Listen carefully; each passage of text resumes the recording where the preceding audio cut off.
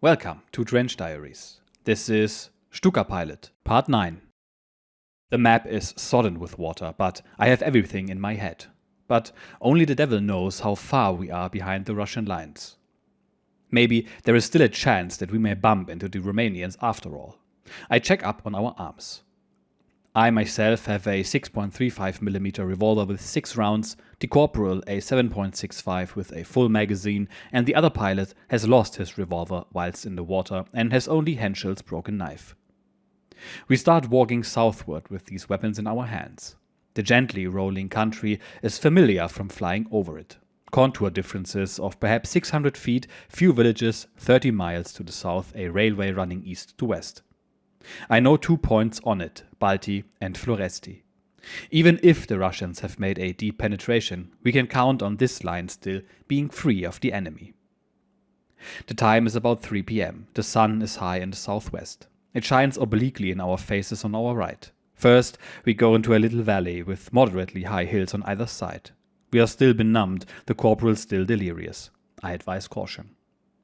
We must try to skirt any inhabited places. Each of us is allotted a definite sector to keep under observation. I'm famished. It suddenly strikes me that I have not had a bite to eat all day. This was the 8th time we had been out, and there had not been time for a meal between sorties. A report had to be written out and dispatched to the group on our return from every mission, and instructions for the next one taken down over the telephone. Meanwhile, our aircraft were refueled and rearmed, bombs loaded and off again.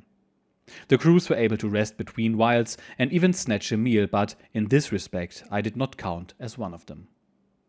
I guess we must now have been going for an hour. The sun is beginning to lose its strength and our clothes are starting to freeze. Do I really see something ahead of us, or am I mistaken? No, it is real enough. Advancing in our direction out of the glare of the sun, it is hard to see clearly, are 3 figures 300 yards away. They have certainly seen us.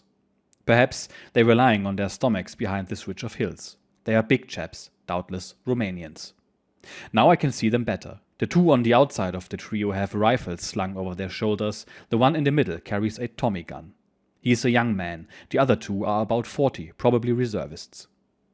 They approach us in no unfriendly manner in their own brown-green uniforms. It suddenly occurs to me that we are no longer wearing uniform and that, consequently, our nationality is not immediately evident. I hastily advise the corporal to hide his revolver, while I do likewise in case the Romanians become jittery and open fire on us. The trio now halts a yard in front of us and looks us over curiously. I start explaining to our allies that we are Germans who have made a forced landing and beg them to help us with clothing and food, telling them that we want to get back to our unit as quickly as possible.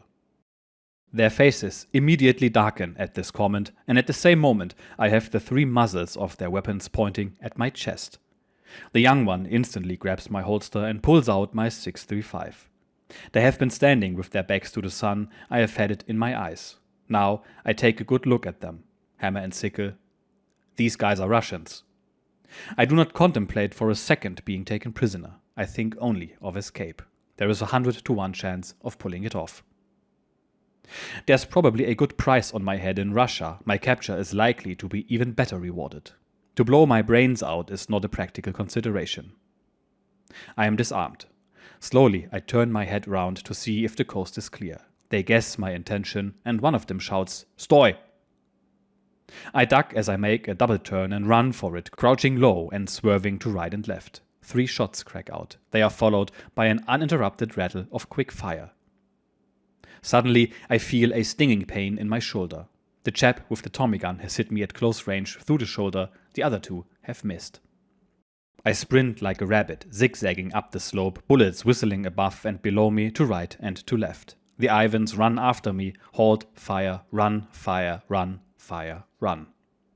Only a short while ago I believed I could hardly put one leg in front of the other, so stiff was I with cold, but now I am doing the sprint of my life. I've never done the 400 yards in a faster time, I'm sure. Blood spurts from my shoulder and it is an effort to fight off the blackness before my eyes. I have gained 50 or 60 yards on my pursuers. The bullets whistle incessantly. My only thought, only he is lost who gives himself up for lost. The hill seems interminable. My main direction is still into the sun in order to make it more difficult for the Ivans to hit me. I am dazzled by the glare of the sun, and it is easy to miscalculate. I have just had a lesson of that very phenomenon. Now I reach a kind of crest, but my strength is giving out, and in order to stretch it still further, I decide to keep to the top of the ridge. I shall never manage any more up and downhill. So away at the double southward along the ridge. I cannot believe my eyes. On the hilltop, 20 Ivans are running towards me. Apparently, they have seen everything and now mean to round up their exhausted and wounded quarry. My faith in God wavers. Why did he first allow me to believe in the possible success of my escape? For I did get out of the first, absolutely hopeless corner with my life. And will he now turn me over unarmed, deprived of my last weapon, my physical strength? My determination to escape and live suddenly revives. I dash straight downhill, that is, down the opposite slope to that by which I came up. Behind me, 200 or 300 yards away, my original pursuers, the fresh pack to one side of me. The first trio has been reduced to 2 at the moment. They cannot see me, for I am on the far side of the hill. One of them has stayed behind to bring in my 2 comrades, who stood still when I took to my heels. The hounds on my left are now keeping a parallel course, also running downhill to cut me off. Now comes a plowed field. I stumble and for an instant have to take my eyes off the Ivans. I am dead tired. I trip over a clod of earth and lie where I have fallen. The end cannot be far off, I'm sure. I mutter one more curse that I have no revolver and therefore not even the chance to rob the Ivans of their triumph in taking me prisoner. My eyes are turned towards the Reds. They are now running over the same plough land and have to watch their step. They run on for another 15 yards before they look up and glance to the right, where I am lying. They are now level with me, then diagonally in front, as they move forward on a line 250 yards away. They stop and look about them, unable to make out where I could have gone. I lie flat on the slightly frozen earth and scratch myself with my fingers into the soil. It is a tough proposition. Everything is so hard. The miserable bits of earth I manage to scrape loose, I throw on top of me, building up a foxhole. My wound is bleeding. I have nothing to bandage it with. I lie prone on the ice-cold earth in my soaking wet clothes. Inside of me I am hot with excitement at the prospect of being caught at any moment. Again, the odds are 100 to 1 on not being discovered and captured in less than no time. But is that a reason to give up hope in the almost impossible when only by believing that the almost impossible is possible can it become so? There now, the Russians are coming in my direction, continually lessening the distance between us, each of them searching the field on his own, but not yet methodically. Some of them are looking in quite the wrong direction. They do not bother me. But there is one coming straight towards me. The suspense is terrible. 20 paces from me, he stops. Is he looking at me? Is he? He is unmistakably staring in my direction. Is he not coming on? What's he waiting for? He hesitates for several minutes, it seems an eternity to me. From time to time he turns his head a wee bit to the right, a wee bit to the left. Actually, he is looking well beyond me. I gain a momentary confidence, but then I perceive the danger once more looming large in front of me, and my hopes deflate. Meanwhile, the silhouettes of my first pursuers appear on the ridge. Apparently, now that so many hounds are on the scene, they have ceased to take their task seriously. Suddenly, at an angle behind me, I hear the roar of an aeroplane and look up over my shoulder. My Stuka squadron is flying over the Dniester with a strong fighter escort and 2 Fieseler Storch. That means that Flight Officer Fischer has given the alarm and they are searching for me to get me out of this mess. Up there, they have no suspicion that they are searching in quite the wrong direction, that I have long since been 6 miles further south to this side of the river. At this distance I cannot even attract their attention. I dare not so much as lift my little finger. They make one circuit after another at different levels. They then disappear heading east, and many of them will be thinking, this time he's had it. They fly away, home. Longingly I follow them with my eyes. You at least know that tonight you will sleep under shelter and will still be alive, whereas I cannot guess how many minutes more of life will be granted to me. So I lie there shivering. The sun slowly sets. Why have I not yet been discovered? Over the brow of the hill comes a column of Ivans in Indian file with horses and dogs, and once again I doubt God's justice, for now the gathering darkness should have given me protection. I can feel the earth tremble under their feet. My nerves are at snapping point. I squint behind me. At a distance of 100 yards, the men and animals file past me. Why does no dog pick up my scent? Why does no one find me? Shortly after passing me, they deploy at 2 yards intervals. If they had done this 50 yards sooner, they would have trodden on me. They vanish in the slowly falling dusk. The last glow of evening yields to blue, feebly twinkling stars. My compass has no phosphorescent dial, but there is still light enough to read it. My general direction must remain the south. I see in that quarter of the sky a conspicuous and easily recognizable star with a little neighbor. I decide to adopt it as my lodestar. What constellation in the Russian firmament can it be? It is growing dark and I can no longer see anybody. I stand up, stiff, aching, hungry and thirsty. I remember my chocolate, but I left it in my fur jacket on the bank of the Dniester. Avoiding all roads, footpaths, villages, as Ivan is sure to have sentries posted there, I simply follow my star across country, uphill and down dale, over streams, bogs, marshes and stubbily harvested maize fields. My bare feet are cut to ribbons. Again and again in the open fields, I stub my toes against big stones. Gradually, I lose all feeling in my feet. The will to live, to keep my freedom, urges me on. They are indivisible. Life without freedom is a hollow fruit. How deep is Ivan's penetration of our front, I ask. How far have I still to travel?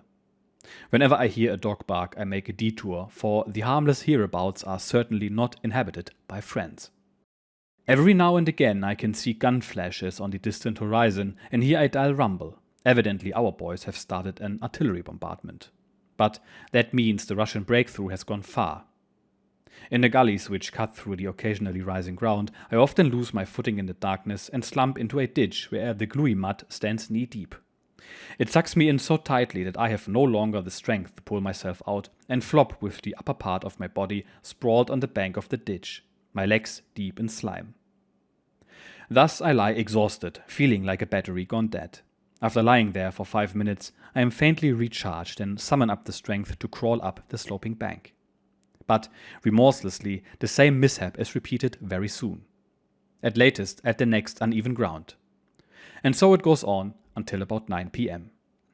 Now I am done in. Even after longish rests, I cannot recover my strength. Without water and food and a pause for sleep, it is impossible to carry on. I decide to look for an isolated house. I hear a dog barking in the distance and follow the sound. Presumably, I am not too far from a village. So after a while, I come to a lonely farmhouse and have considerable difficulty in evading the yelping dog. I do not like its barking at all, as I am afraid it will alarm some picket in the nearby village. No one opens the door to my knocking, perhaps there is no one there. The same thing happens at a second farmhouse. I go on to a third. When again nobody answers, impatience overcomes me and I break a window in order to climb in. At this moment, an old woman carrying a smoky oil lamp opens the door. I am already halfway through the window, but now I jump out again and put my foot in the door. The old woman tries to shove me out. I push resolutely past her.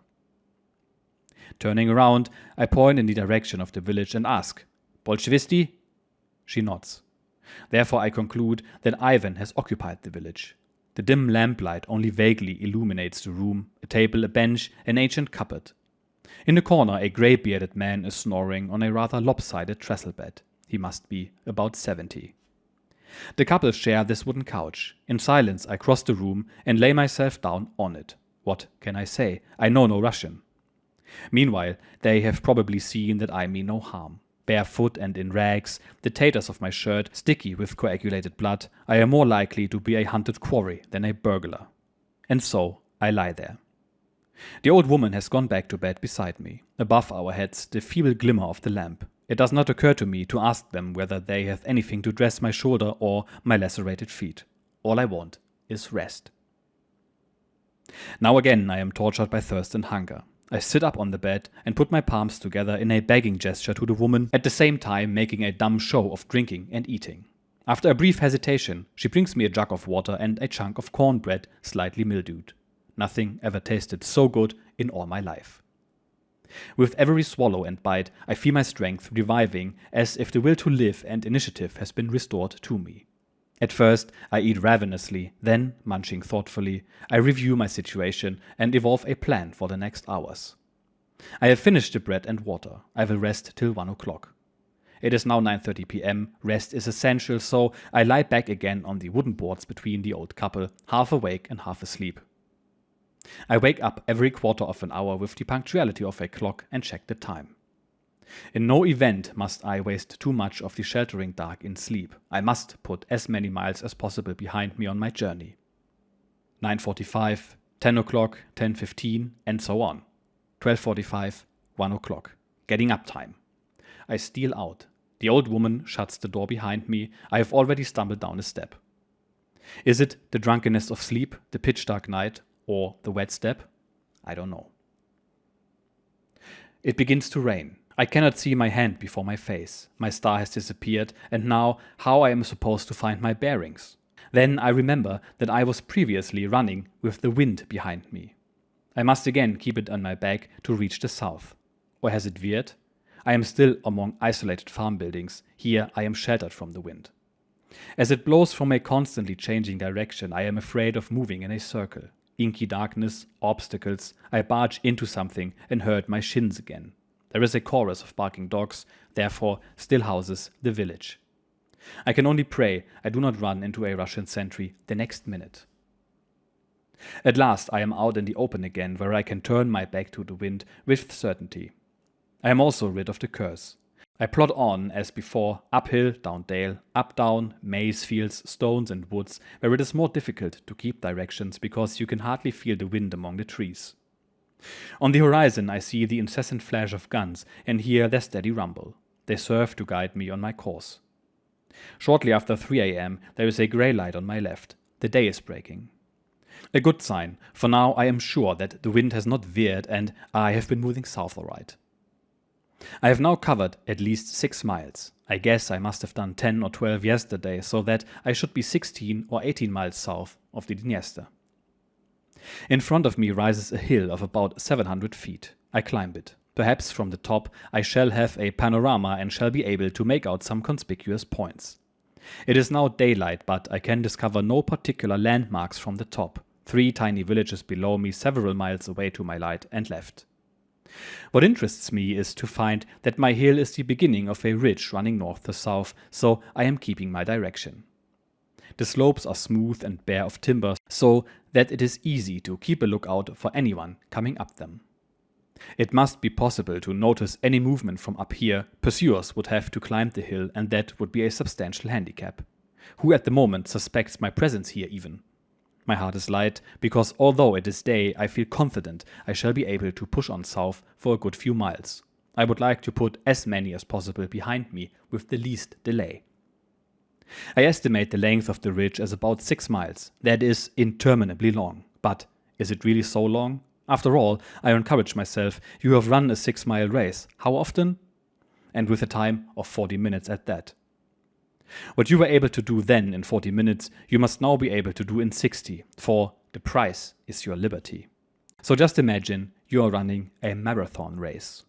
I must be a fit subject for a crazy artist as I plod on with my marathon stride along the crest of the ridge, in rags, on bare, bleeding feet, my arm hugged stiffly to my side to ease the pain of my aching shoulder. You must make it. You must make it. Keep your mind on the race and run, and keep on running. Every now and again I have to change to a jog trot and drop into a walk for perhaps 100 yards. Then I start running again. It should not take more than an hour. Now, unfortunately, I have to leave the protective heights, for the way leads downhill. Ahead of me stretches a broad plain. A slight depression in exactly the same direction continues the line of the ridge. Dangerous, because here I can be more suddenly surprised. Besides, the time is getting on for 7 o'clock, and therefore unpleasant encounters are more likely. Once again my battery is exhausted. I must drink and eat and rest. Up to now I have not seen a living soul. Should I take precautions? What can I do? I am unarmed. I am only thirsty and hungry. Prudence? Prudence is a virtue, but thirst and hunger are an elemental urge. Need makes one careless, which I have to avoid. Half left are 2 farmhouses, and they appear on the horizon out of the morning mist. I must effect an entry. I stop for a moment at the door of a barn and poke my head around the corner to investigate. The building yawns in my face. Nothing but emptiness. The place is stripped bare. No harness, no farm implements, no living creatures, except for a single rat that darts from one corner to another. A large heap of maize leaves lie rotting in the barnyard. I grub amongst them with greedy fingers. If only I could find a couple of corn cobs, or only a few grains of corn even, but I find nothing. I grub and grub and grub. Not a thing. Suddenly I am aware of a rustling noise behind me. Some figures are creeping stealthily past the door of another barn. Either Russians or refugees as famished as I am and on the same quest. Or are they looters in search for further booty? I fare the same at the next farm. Here I go through the maize heaps with the greatest care, but nothing. Disappointedly I reflect. If all the food is gone, I must at least make up for it by resting. I scrape myself a hole in the pile of maize leaves and am just about to lie down in it when I hear a fresh noise. A farm wagon is rumbling past along a lane, on the box a man in a tall fur cap, beside him a girl. Where there is a girl there can be nothing untoward, so I go up to them. From the black fur cap I guess the man is a Romanian peasant. I ask the girl, "Have you anything to eat?" "Well, maybe, if you care to eat this." She pulls some stale cakes out of her bag. The peasant stops the horse. Not until then does it occur to me that I have put my question in German and have received a German answer. "How do you come to know German?" The girl tells me that she has come with the German soldiers from Dnipropetrovsk and that she learned it there.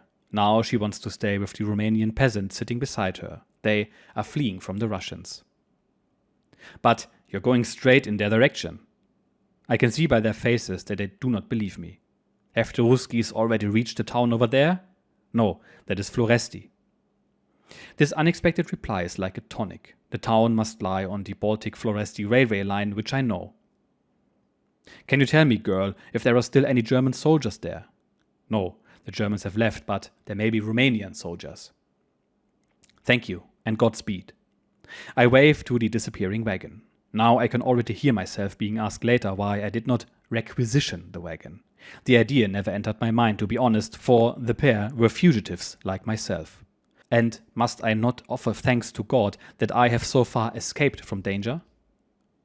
After my excitement has died down, a brief exhaustion overcomes me. For those last 6 miles, I have been conscious of violent pain. All of a sudden, the feeling returns to my lacerated feet. My shoulder hurts with every step I take.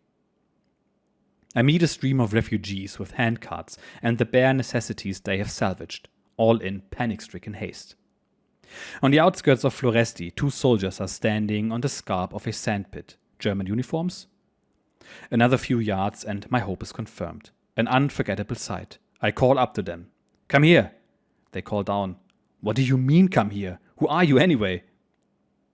"I am Squadron Leader Rudel." "The hell you are. No squadron leader ever looked like you do." I have no identification papers, but I have in my pocket the knight's cross with oak leaves and swords. I pull it out of my pocket and show it to them. On seeing it, the corporal says, "Okay, we'll take your word for it." "Is there a German commandantur?" "No, only the rearguard HQ of a dressing station." That is where I will be going. They fall in on either side of me and take me there. I am now crawling rather than walking. A doctor separates my shirt and trousers from my body with a pair of scissors. The rags are sticking to my skin. He paints the raw wounds of my feet with iodine and dresses my shoulder. During this treatment, I devour the sausage of my life. I ask for a car to drive me at once to the airfield at Balti. There, I hope to find an aircraft which will fly me straight to my squadron. "Sir, what clothes do you intend to wear?"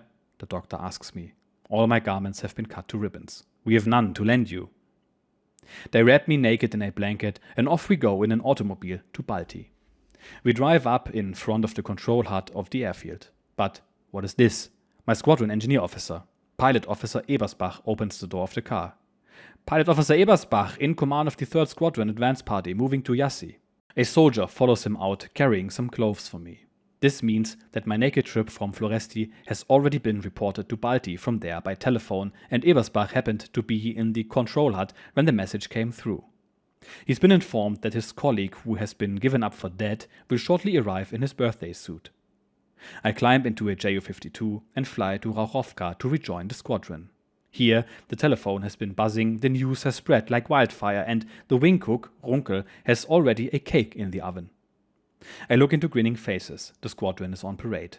I feel reborn, as if a miracle had happened. Life has been restored to me, and this reunion with my comrades is the most glorious prize for the hardest race of my life.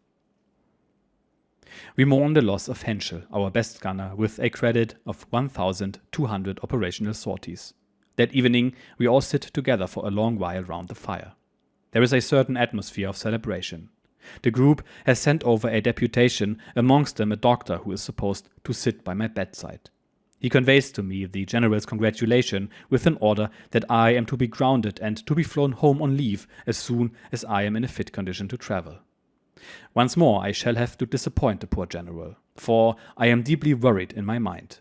Shall we be able to hold the Soviets now advancing southward in force from the Dniester? I could not lie in bed for a single day.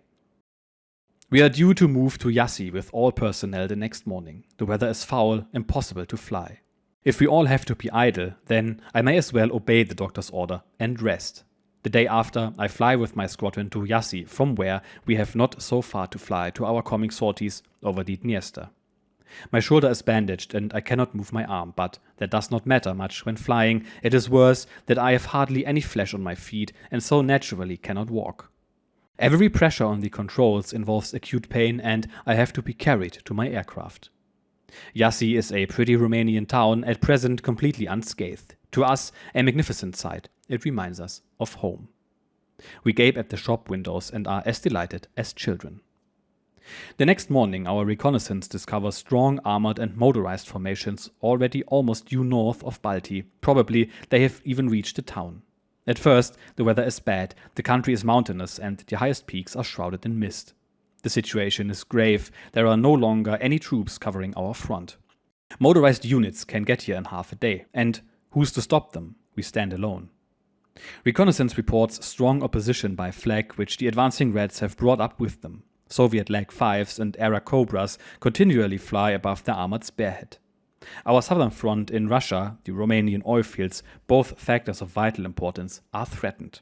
I am blind and deaf to all advice with regard to my physical condition. The Soviets must be checked, their tanks, the striking force of an army, destroyed. Another week goes by before our colleagues on the ground can build a defensive line. Warrant Officer Rothmann, my loyal first shift, carries me to my aircraft. 6 of the stiffest sorties in the worst of weather till 3 in the afternoon. Intense flag. I have to change aircraft after almost every sortie because of damage. I am myself in pretty bad shape. Only the determination to halt the Soviets wherever I can still keeps me going. Besides, these are certainly the troops who tried to take me prisoner, and on the day I escaped, the Moscow radio has already given out that they have captured squadron leader Rudel. Apparently, they did not believe it possible for me to reach our lines. Have my colleagues who failed to make their escape betrayed the name of the one who did? We attack tanks, supply convoys with petrol and rations, infantry and cavalry with bombs and cannon. We attack from between 30 and 600 feet because the weather is a complete disaster. I go out with aircraft of my anti-tank flight, carrying the 37mm cannon on tank hunts at the lowest possible level. Soon all the rest of the flight are grounded because when my aircraft is hit, I have to use another, and so one after the other gets a rest. If it takes too long to refuel the whole squadron, I have my aircraft and another quickly refueled and remunitioned, and the 2 of us go between sorties in one of our own. Generally, there are none of our fighters there. The Russians realize their enormous numerical superiority over us alone. Maneuvering is difficult in these air battles, for I am unable to operate the rudder controls. I only use the stick. But up till now, I have been hit by flak in every sortie, and that is often enough. On the last sortie of the day, I fly with a normal Stuka, not a cannon carrier, with bombs and 2 20mm cannons. With this weapon, one cannot penetrate a moderately thickly armored tank. Presumably, the Reds are not expecting us to be out so late. Our only object is to locate their concentration and to obtain an overall picture of the general situation, which is of the very greatest importance for tomorrow. We fly along the 2 roads running north in the direction of Balti. The sun is ahead, low on the horizon. Half left, huge clouds of smoke are rising from the village of Falesti.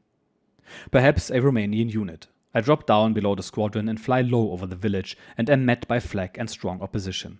I see a mass of tanks, behind them a long convoy of lorries and motorized infantry. The tanks are, curiously, all carrying 2 or 3 drums of petrol. In a flash, it dawns upon me, they no longer expected us and mean to dash through tonight, if possible, into the heart of Romania, into the oil region, and thereby cutting off our southern front. They are taking advantage of the twilight and darkness because by day they cannot move with my Stukas overhead. This also accounts for the petrol drums on board the tanks. They mean, if necessary, to push through even without their supply columns. This is a major operation and they are already underway. I now see that perfectly plainly. We are alone to possess this knowledge and responsibility is ours. I give my orders over the radio. Attack of the most vital importance. You are to drop every bomb singly, follow up with low-level attacks until you have fired every round. Gunners are also to fire at vehicles. I drop my bombs and then hunt tanks with my 20mm cannon. At any other time it would be a sheer waste of effort to fire at tanks with this caliber ammunition, but today the Ivans are carrying petrol drums, it is worthwhile. After the first bombs, the Russian column stops dead in its tracks and then tries to drive on in good order, covered by savage flak. But we refuse to let ourselves be deterred. Now they realize that we are in deadly earnest. They scatter in panic away from the road, driving at random into fields and spinning around in circles in every conceivable defensive maneuver. Every time I fire, I hit a drum with incendiary or explosive ammunition. Apparently, the petrol leaks through some joint or other, which causes a draft, and some tanks, standing in the deep shadow of a hill, blow up with a blinding flash. If the ammunition is exploded into the air, the sky is crisscrossed with a perfect fireworks display, and if the tank happens to be carrying a quantity of signal flares, they shoot all over the place in the craziest colored pattern. Each time I come into the attack, I am sensible of the responsibility which rests on us and hope we may be successful. What luck that we spotted this convoy today. I've run out of ammunition, I have just knocked out 5 tanks, but there are still a few monsters in the field, some of them even yet moving. I long to put pay to them, somehow. Alas, I can't, since I have fired my last round. I, with my number 2, fly back at top speed to the airfield. We do not wait to refuel, we have enough petrol to last us, only more ammunition is needed. The dusk is falling fast. Everything goes too slowly for my liking, although the good chaps handling the bombs and shells are giving us all they have. I have tipped them off as to what is at stake, and now they do not want to let down their comrades in the air. 10 minutes later, I take off again. We meet the squadrons returning. It is already approaching the airfield with position lights. It seems an age before I am back, at last, over my target. From a long way off I can see the burning tanks and lorries. Explosions briefly illuminate the battlefield with an eerie light. Visibility is now pretty poor. I head north, flying low level along the road and catch up with 2 steel monsters traveling in the same direction, probably with the intention of carrying the sad news back to the rear. I bank and am onto them.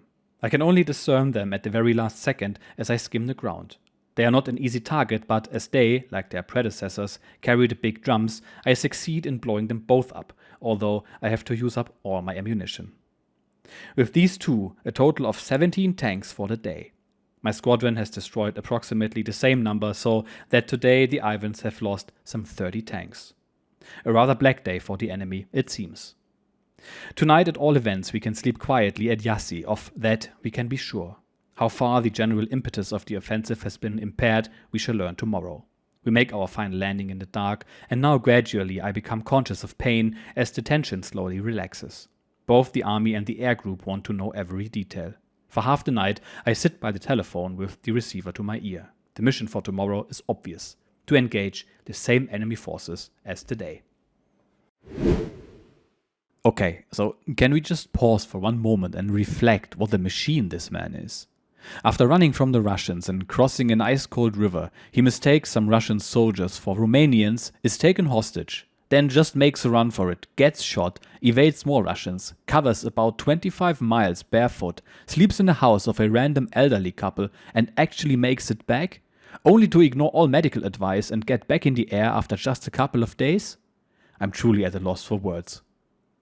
Also, he says that during peacetime he could easily finish a 6-mile run in about 40 minutes. I mean, I was in the army myself, as you know, and we trained for that sort of thing, but pardon my French, holy shit, that is quite a respectable pace. This man is something else, let me tell you. And we will see what the future holds in store for him in the next episode. See you then. Cheers.